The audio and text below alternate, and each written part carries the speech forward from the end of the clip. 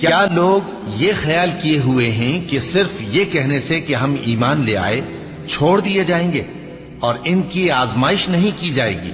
اور جو لوگ ان سے پہلے ہو چکے ہیں ہم نے ان کو بھی آزمایا تھا اور ان کو بھی آزمائیں گے، سو اللہ ان کو ضرور معلوم کرے گا جو اپنے ایمان میں سچے ہیں اور ان کو بھی جو جھوٹے ہیں۔ کیا وہ لوگ جو برے کام کرتے ہیں یہ سمجھے ہوئے ہیں کہ یہ ہمارے قابو سے نکل جائیں گے؟ جو فیصلہ یہ کرتے ہیں برا ہے۔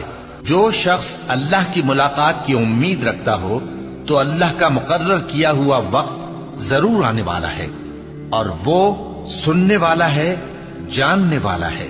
اور جو شخص محنت کرتا ہے تو اپنے ہی فائدے کے لیے محنت کرتا ہے، بے شک اللہ تو سارے جہان سے بے نیاز ہے۔ اور جو لوگ ایمان لائے اور نیک عمل کرتے رہے ہم ان کے گناہوں کو ان سے دور کر دیں گے اور ان کو ان کے اعمال کا بہت اچھا بدلہ دیں گے۔ اور ہم نے انسان کو اس کے ماں باپ کے ساتھ نیک سلوک کرنے کا حکم دیا ہے۔ اے مخاطب، اگر تیرے ماں باپ تجھے مجبور کریں کہ تو میرے ساتھ کسی کو شریک بنائے جس کی حقیقت کی تجھے واقفیت نہیں، تو ان کا کہا نہ مانیو۔